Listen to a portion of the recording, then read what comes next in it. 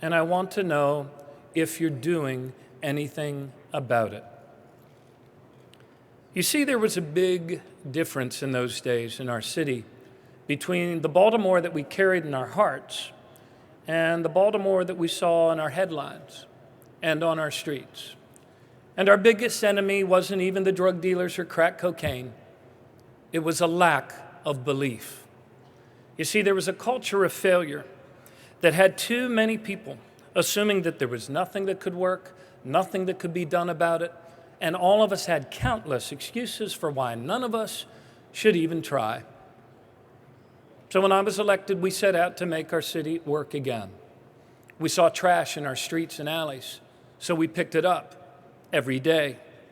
We saw open-air drug markets, and we began relentlessly to close them down every day. We saw neighbors suffering from addiction, so we expanded drug treatment and got more people into recovery every day.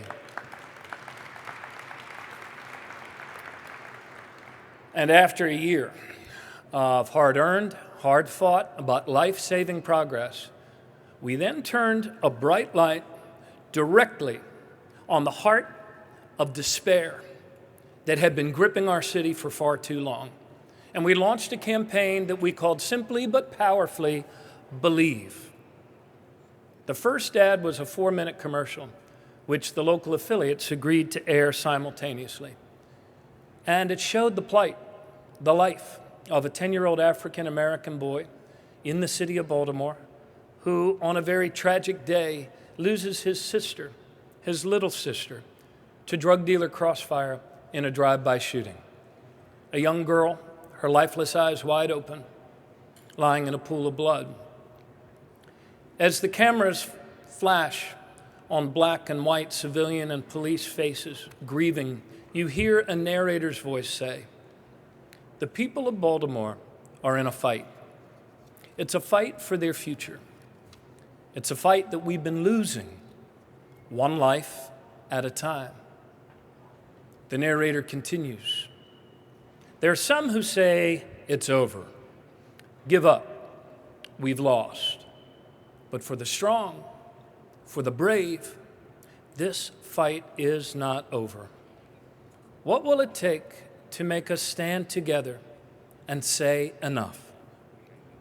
And then come the stark white on black words, believe. Believe in us. Believe in yourself. Baltimore, believe.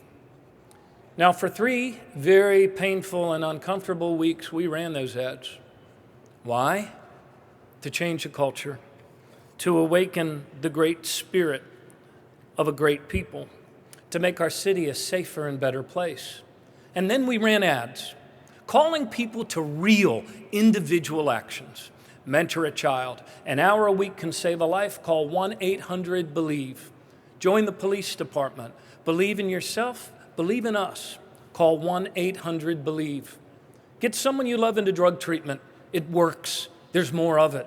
Call 1-800-BELIEVE. And it did work. The people of Baltimore rallied. Of course,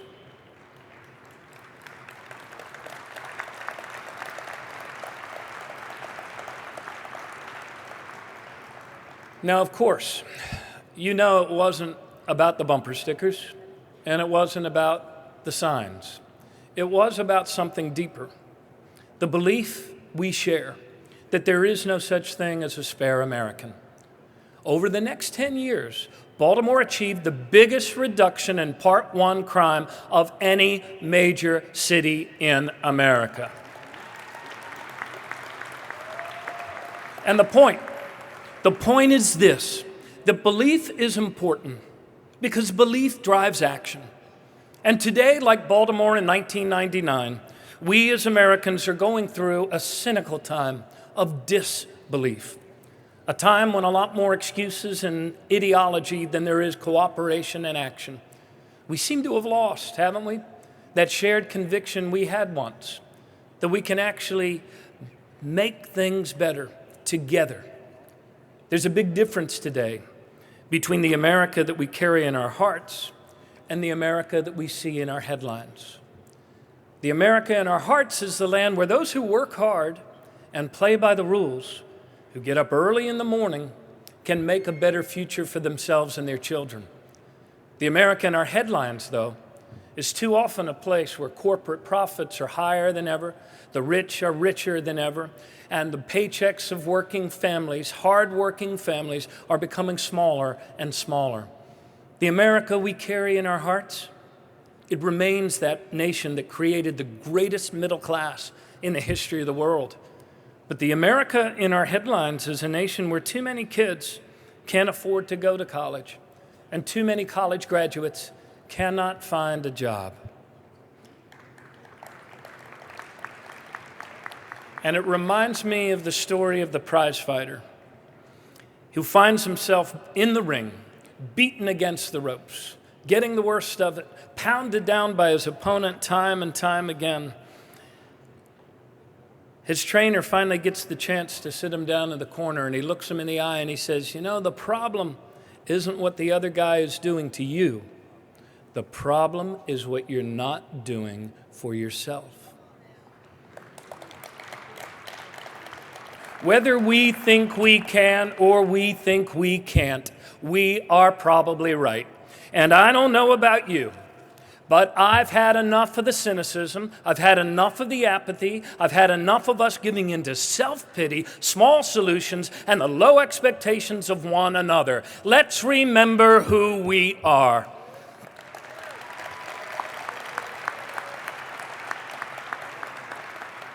For 235 years, we've been the country that thrilled the world and led the world over and over again, and we did it in large part by making ourselves stronger at home.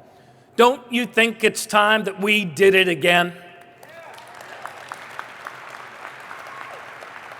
When others said it was impossible or it couldn't be done, we made it happen, and we made it happen together.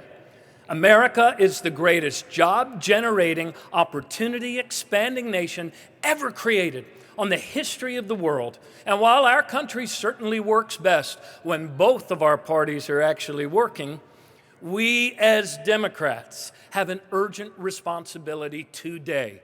It's about jobs, it's about a stronger middle class, and it's about giving our children a better future now.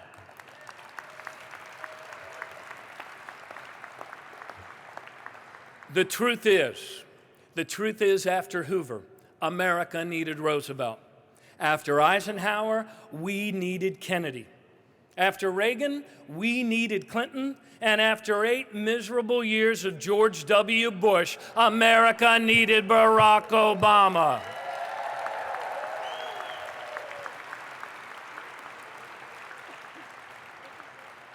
No president since FDR inherited a worse economy, bigger job losses, as many wars or as large a deficit as President Obama inherited. But thanks to his leadership, thanks to your work, thanks to the leadership of Nancy Pelosi and the Democratic members of Congress, America is moving forward again. But there's a problem, isn't there? There's a problem. Our House of Representatives has become very unrepresentative. And these Tea Party Republicans, funded by their wealthy economic royalist friends, have a very small view of the idea of America. And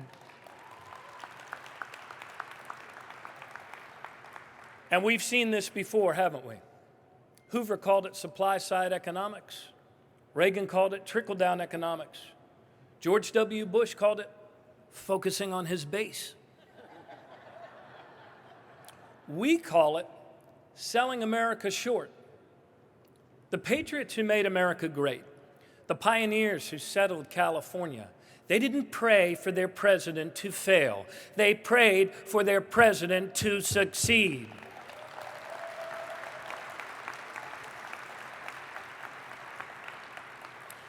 They didn't belittle science and learning. They aspired to it.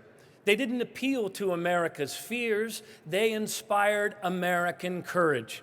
And they would never, ever abandoned the war on poverty in order to declare a war on women, a war on workers, a war on immigrants, a war on the sick, and a war on hungry children.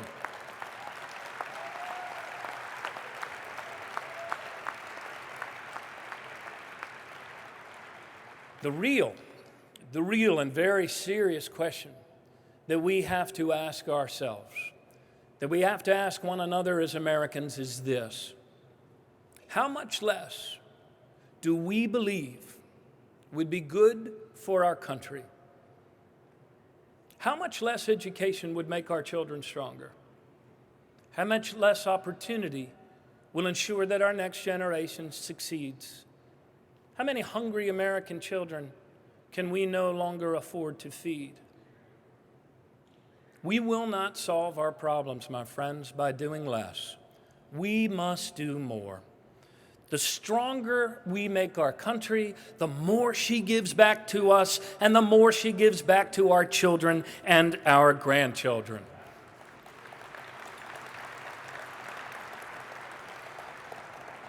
California Democrats, progress is a choice, and job creation is a choice. In Maryland, we have answered our president's call to make better choices so that we can achieve better results together. We've done more, not less, to employ our people and build up a modern infrastructure. We've done more, not less, to create new jobs in emerging industries. We've done more, not less, to improve our children's education. We've done more, not less, to make college more affordable for more families, freezing, by the way, college tuition for 4 years in a row. And the result of those things and more is more jobs. Since the recession, Maryland's achieved the fastest rate of new job growth of any state in our region, the highest median income in the nation. We are one of the top 2 states for upward economic mobility. And for 2 years in a row, the U.S. Chamber of Commerce, hardly a mouthpiece for the Maryland Democratic Party, has named Maryland the #1 state in America for innovation and entrepreneurship. And this year, because like you, we believe that no one who works full-time should be forced to raise their children in poverty, we are going to raise the minimum wage in Maryland.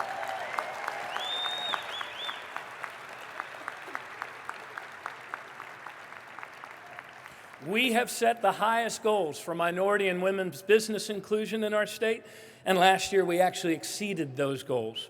And to make sure that the children of our newest American immigrants will be able to realize their full potential, we passed the DREAM Act in Maryland.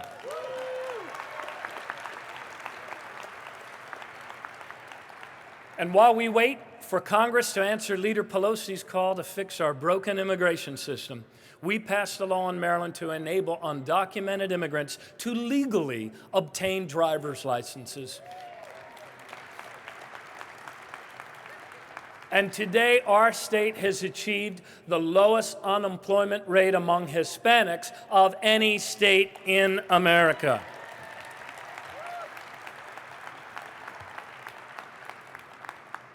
But progress is more than cuts and investments, isn't it? It's also about building a more inclusive, open, and secure world, that world we seek to make together for our children.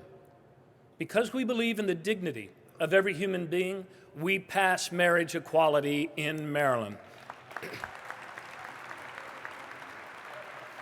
And last year, we passed the most comprehensive gun safety laws of any state in the nation, including an assault weapons ban, licensing, and universal background checks.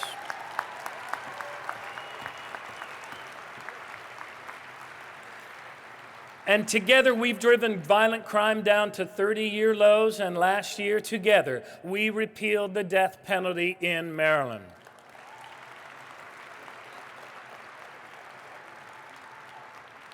And because, like our neighbors in California, we realize that climate change is very real, in Maryland we are doubling our renewable energy, accelerating energy conservation, and we're moving forward with Atlantic offshore wind. And it's working. Working to reduce energy consumption, working to reduce carbon emissions, and working to create more green jobs. What we stand for is what we stand on.